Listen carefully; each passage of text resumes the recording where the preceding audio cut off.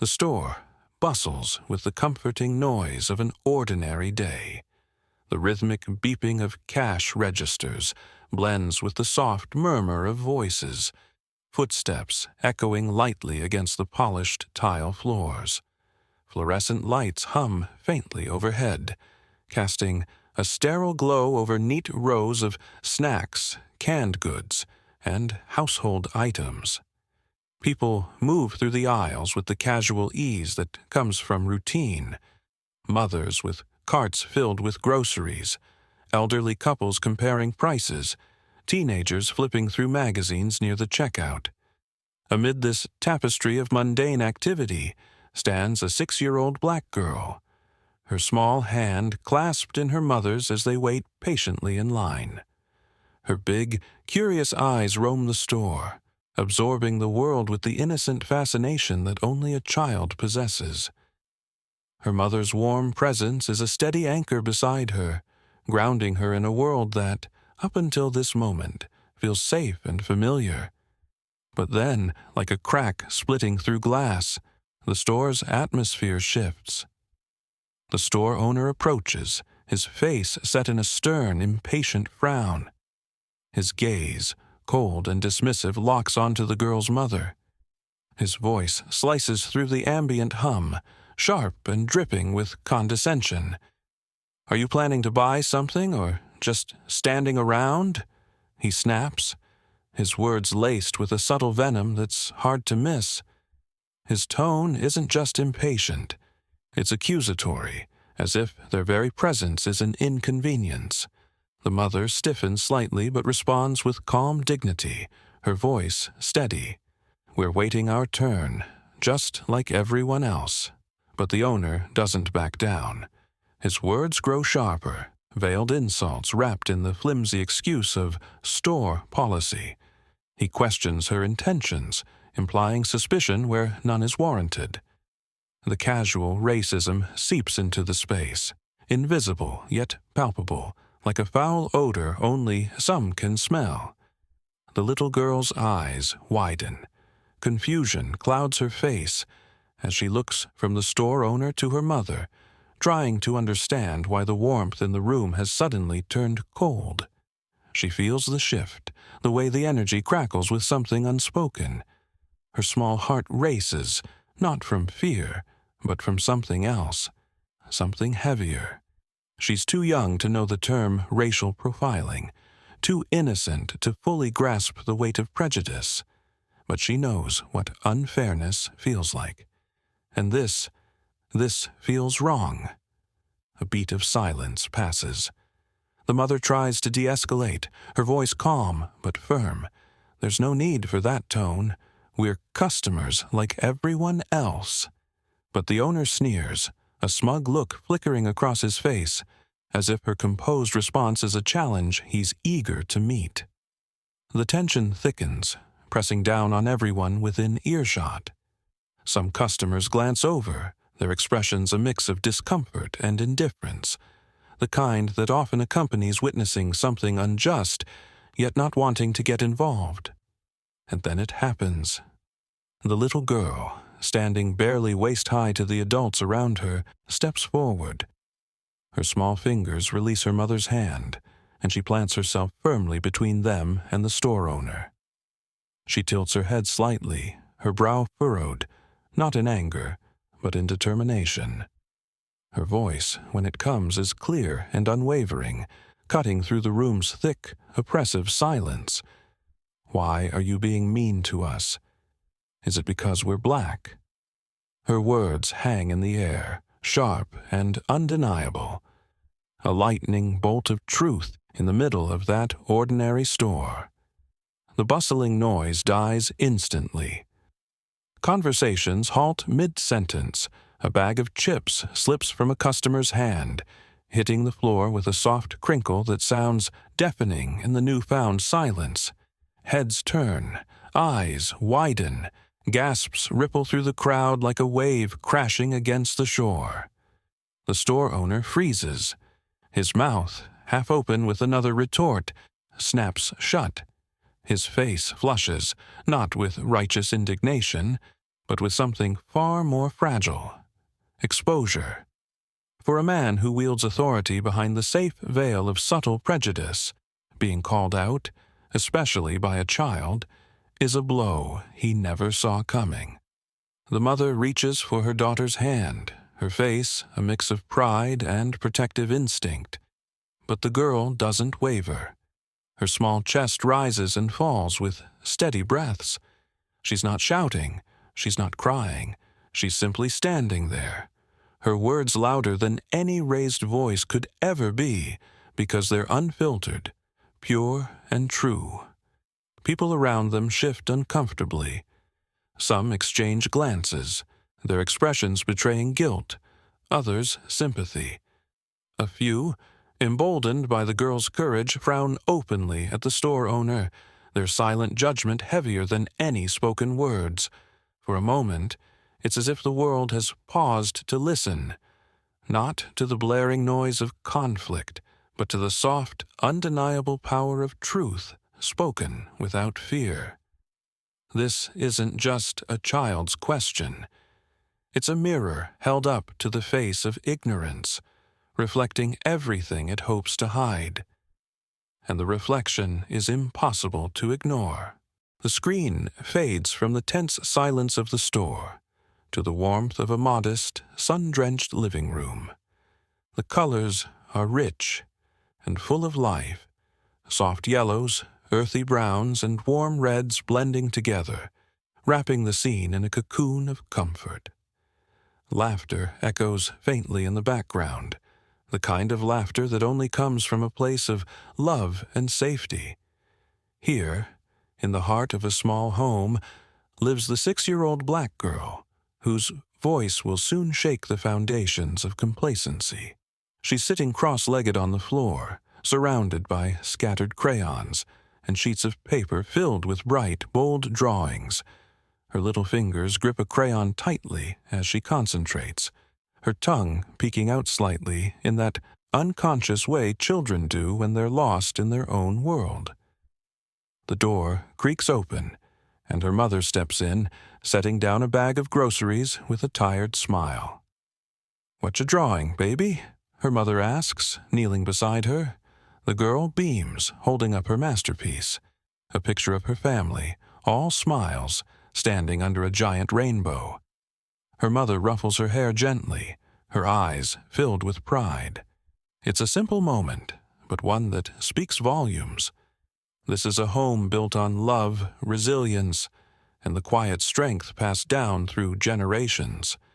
The camera pans to framed photos lining the walls, images of family gatherings, birthdays, graduations, each one a testament to joy, perseverance, and the roots of a community often overlooked by the world beyond their front door. Later, we see her father sitting at the kitchen table, reading the newspaper with furrowed brows. Headlines about racial tensions and injustice spill across the pages. The girl climbs onto his lap, her tiny hands resting on the bold black letters. She doesn't understand all the words, but she feels the weight in her father's silence. He folds the paper, his face softening as he looks into her curious eyes. "Baby girl," he says, his voice a gentle rumble, "your voice matters, no matter how small. Always speak the truth, even when it's hard." Those words etch themselves into her heart, becoming a quiet mantra she carries with her, cut to bedtime. Her mother tucks her in, pulling the covers up to her chin. The glow of a nightlight casts gentle shadows on the walls. "Don't ever be afraid to stand up for what's right," her mother whispers, kissing her forehead, "even if your voice shakes." The screen fades again, shifting now to a starkly different world, the world of the store owner.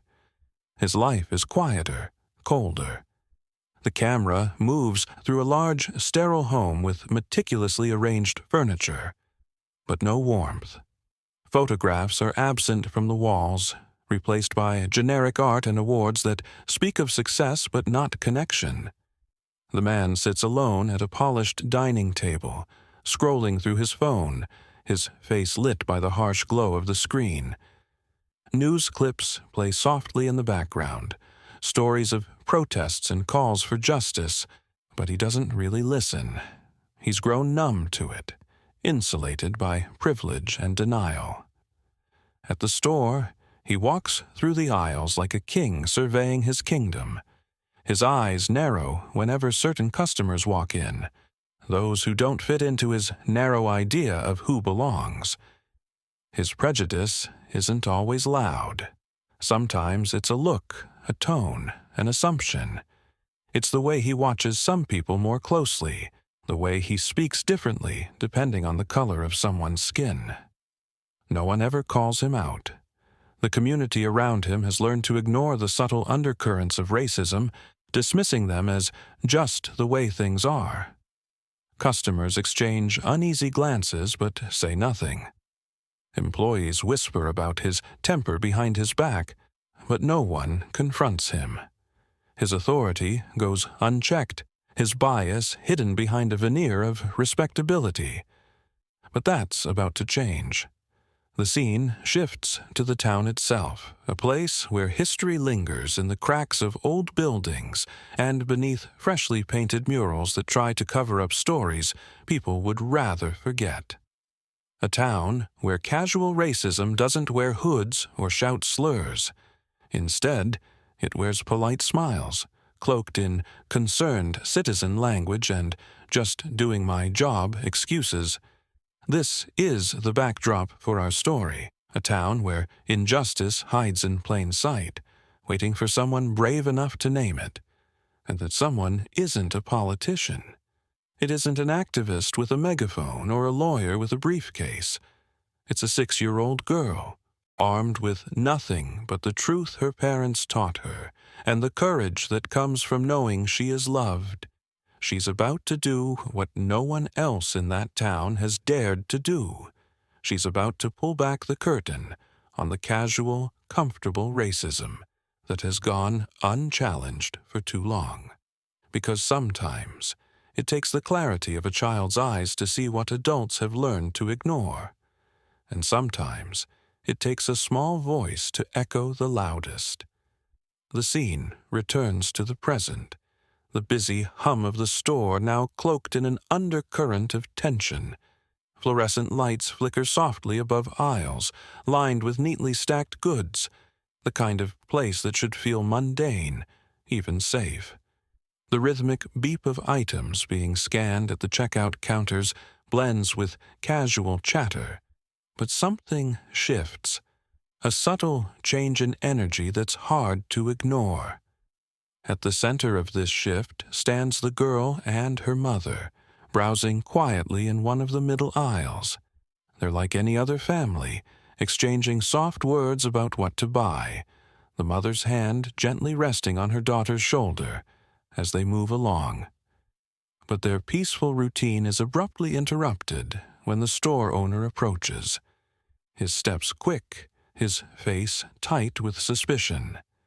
He's a man used to control, his expression etched with the smug confidence of someone who believes he has the final word.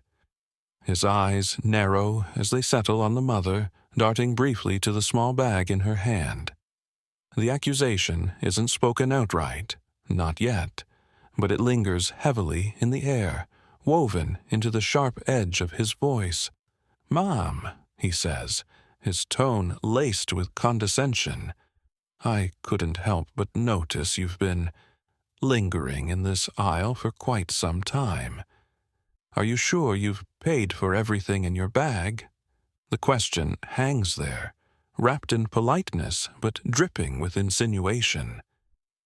The mother freezes for a moment, her face a mask of composure, though her fingers tighten slightly around her daughter's hand. She responds calmly, her voice steady. "I haven't paid because I'm still shopping. Is there a problem?" But the store owner isn't satisfied. His stance grows more rigid, his words sharper. "Just making sure. You'd be surprised what people try to get away with." The implication cuts deeper than any direct accusation. The mother knows it. The daughter feels it. The girl's eyes, wide with confusion moments ago, now narrow slightly, not in anger, but in the way children do when they're trying to make sense of something that doesn't add up. She watches as the owner moves away, only to greet another customer, a white woman, with a bright, effortless smile. No questions, no suspicion. Just friendly small talk and polite nods. The contrast is stark, glaring, undeniable. And that's when the little girl's confusion transforms into something else. Understanding. A quiet realization that what just happened wasn't about shopping, or store policies, or any of the words the man had chosen to hide behind. It was about them. She steps forward, small but unwavering, her voice slicing through the tense silence like a blade. "That's not fair," she says, her words crisp, each syllable carrying the weight of unspoken truths. The store seems to pause, the noise fading into a quiet hum as heads turn toward her. "You didn't say that to them. Why are you treating us like this?" The store owner stops mid-stride, spinning to face her. For a moment he's speechless, his authority shaken by the simple clarity of a child's question. His mouth opens slightly, but no words come out. Around them, the other customers shift uncomfortably, some pretending to focus on shelves, others sneaking glances, their expressions a mix of curiosity and quiet guilt. The girl doesn't stop there. Her small fists clench at her sides, not in anger but in resolve. Her voice grows stronger, fueled by the lessons etched into her heart at home, the words of her parents echoing like a soft chorus beneath her boldness. "Is it because of our skin?" she asks, her gaze locked on the man who suddenly looks much smaller despite his towering frame. "That's wrong. My mommy didn't do anything." The store, once filled with the ordinary sounds of commerce, is now suffocating in silence. The air feels thick, heavy, with the weight of truth spoken plainly, without hesitation. The girl's words aren't complicated. They don't need to be. Their power lies in their simplicity, in the innocence of someone too young to sugarcoat the reality adults have grown used to ignoring. The store owner stares at her, his confident facade cracking like thin ice beneath too much pressure. His face flushes, not with embarrassment, but with the defensiveness of someone unprepared to be held accountable, especially not by a child. Around them, the crowd begins to stir. A woman near the entrance lowers her shopping basket slightly, her eyes flickering with recognition. A man by the magazine rack shifts his weight, his jaw tightening. Whispers ripple through the space, soft at first, then louder, like the first drops of rain before a storm. "She's right," someone murmurs quietly, not meeting anyone's eyes. Another voice, braver this time. "Why did you single them out?" The store owner stammers, trying to regain control. I wasn't. I didn't mean..." But it's too late. The spell is broken. The little girl's words have done what adults often struggle to do. She's named the thing everyone else avoids, dragged it into the light with nothing but the force of her honesty. There's no debate, no room for excuses. Her truth stands, solid and unmovable, and it echoes in the minds of everyone who hears it. The crowd's silence has shifted from passive observation to silent judgment. They aren't just watching anymore. They're witnessing.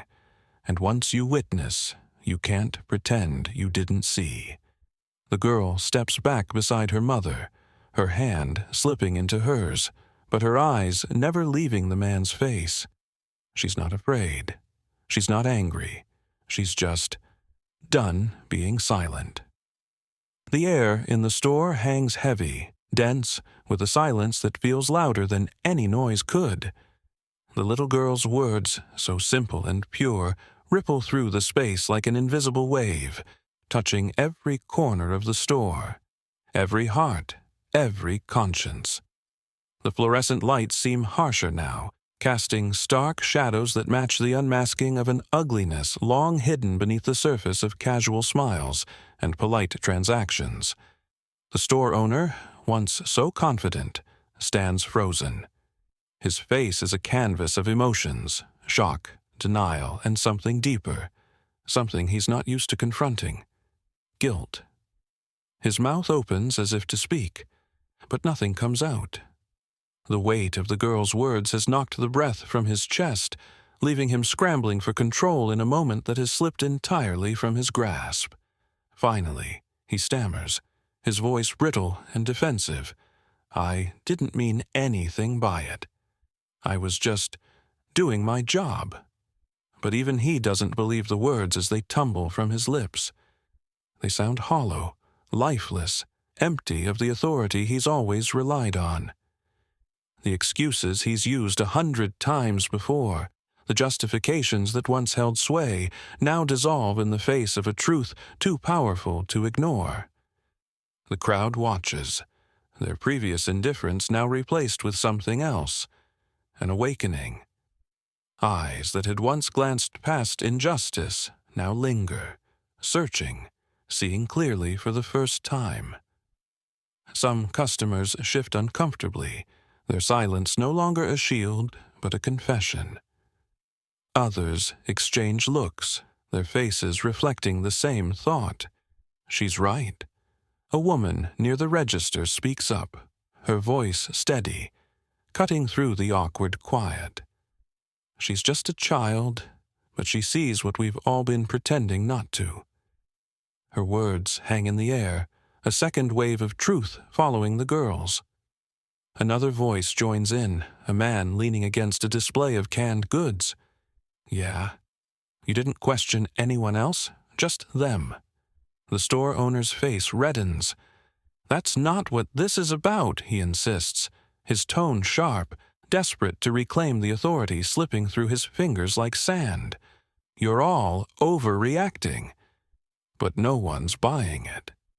The more he talks, the more the cracks in his facade deepen. His voice grows louder, but with every word he sounds smaller, his authority crumbling under the weight of the very silence he once depended on to protect his prejudice. The little girl stands firm, her small hand wrapped around her mother's, her eyes unblinking. She's not afraid. She's not even angry. She's just honest. And that honesty is a mirror, reflecting back everything the store owner, and maybe even the community, has tried to ignore. The store is no longer just a store. It's a courtroom, and the girl's words are both testimony and verdict. A young man near the back pulls out his phone, hitting the record button. The faint click of the camera is like a gavel striking wood. The owner notices, his defensiveness shifting to something closer to fear, not fear of the girl, but fear of the truth being documented, shared, exposed beyond these walls. But the truth is already out. A ripple moves through the crowd. Nods of quiet agreement, murmurs of support.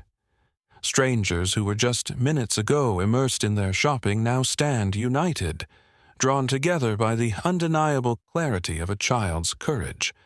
The store owner tries one last time, his voice shaky, his words a feeble attempt to regain control. I didn't mean any harm.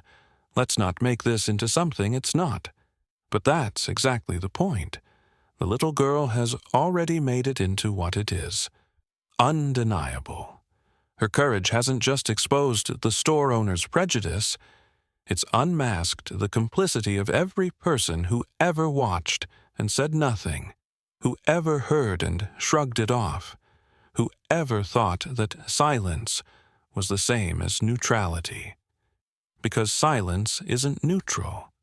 It's a choice. And today, this little girl made a different one. Her mother kneels beside her, whispering something soft, a reassurance perhaps, or maybe just gratitude. The girl nods, her expression calm, as if she's done nothing extraordinary, just spoken the truth. But for everyone else, it's clear. She's done something remarkable. And in that moment, as the community grapples with the reflection she's forced them to see, change doesn't feel like an abstract idea. It feels real, tangible, undeniable. It feels like a small voice that refused to be ignored. The store owner's face flushes with frustration as he scrambles to regain control of the situation. His voice, once filled with arrogant authority, now wavers under the weight of a truth too powerful to suppress. "You're all misunderstanding," he stammers, his words sharp but hollow, lacking the conviction he once relied on to dominate and dismiss. But the damage is done. The little girl's brave words have pierced through the fragile armor of his prejudice, exposing the rot beneath. Around him, the crowd grows restless. What was once a gathering of silent, indifferent shoppers is now a sea of watchful eyes, their expressions hardened with disapproval. A man in his 40s, dressed in work clothes, steps forward. His voice is calm, but the tension in his jaw speaks volumes. "No one's misunderstanding anything," he says quietly, yet with the kind of firmness that leaves no room for argument. "We all saw what happened. We heard how you spoke to them." Another woman, her phone already raised, records every word, every twitch of the owner's face. "This isn't going away," she adds, her tone steady. "People need to see this. They need to know." The store owner shifts uncomfortably, his bravado crumbling under the relentless gaze of accountability. He tries again, his voice rising in desperation. "I treat everyone the same. You're twisting this." But even as the words leave his mouth, they fall flat, met with murmurs of disbelief and shaking heads. Someone in the back mutters, "Yeah, didn't see you accuse anyone else of stealing." The tension crackles like static in the air, thick and inescapable. The little girl stands beside her mother, her small hand gripping tightly, not out of fear, but solidarity. Her mother's eyes glisten, not with tears of sadness, but with fierce pride. They both know that something irreversible has been set into motion. Outside, word spreads fast. Social media posts ripple through the community. Videos capturing the confrontation go viral within hours. Each share a testament to the power of truth and the courage of a child. Hashtags emerge, people rallying around the story not as distant spectators, but as invested participants in a growing demand for justice. Back in the store, the owner's phone buzzes relentlessly. Texts, calls, notifications he can't ignore. Complaints flood in, customers vowing never to return. Community leaders, once silent about such incidents, are forced to respond. A local news crew shows up the next day, their cameras capturing the now infamous entrance of the store, the same doorway through which the little girl had walked with her mother just 24 hours earlier. The backlash is swift. A formal complaint is filed. The store faces boycotts, with signs posted outside. "No room for hate in our town." People who once turned a blind eye now stand in solidarity, their silence replaced by voices united in outrage and support. But amidst the chaos, the focus remains on the girl and her family. They don't return to the store, not because they're afraid, but because they've already left their mark. They walk through their neighborhood with heads held high, met with nods of respect and quiet acknowledgments from strangers who recognize them from the videos. What could have been a story of victimhood transforms into a testament of resilience and the power of speaking up. At home, the girl sits at the kitchen table, crayons scattered around as she draws. Her mother watches her, heart swelling with a complicated mix of emotions, pride, relief, and the bittersweet reality of the world they live in. "You were so brave," she says softly. The girl looks up, her expression thoughtful but calm. "I just told the truth," she replies, with the simple clarity only a child can offer.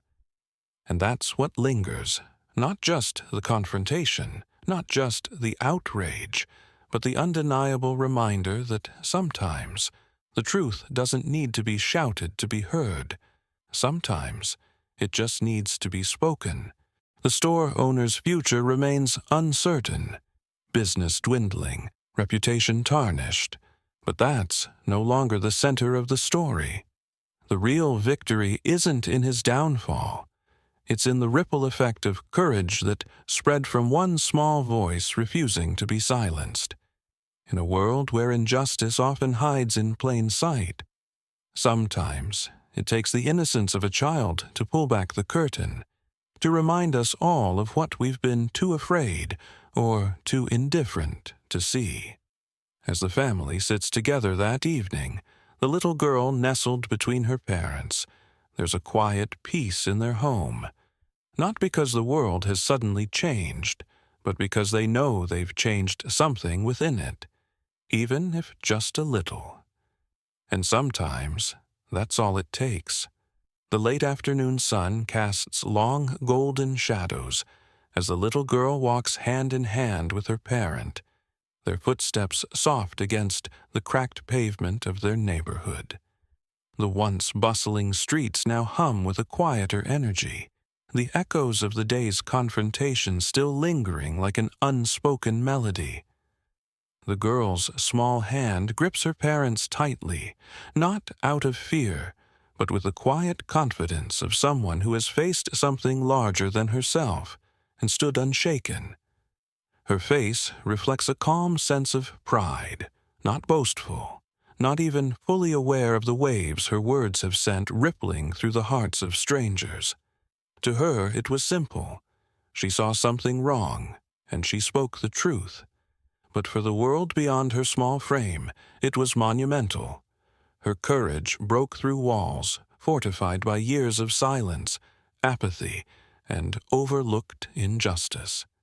As they continue their walk, neighbors peek through windows, nodding with silent respect.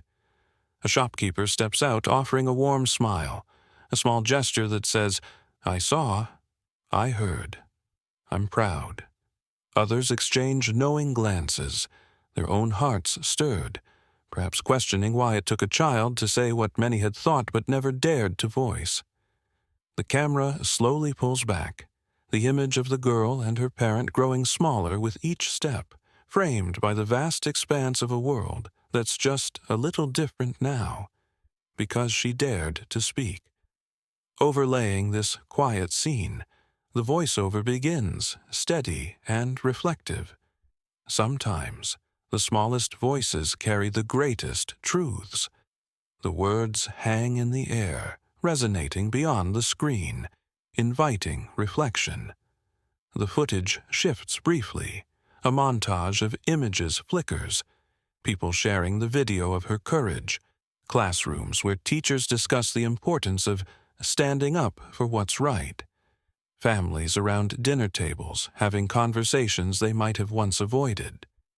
In a world too often silent in the face of injustice, one little girl reminded us all, courage has no age.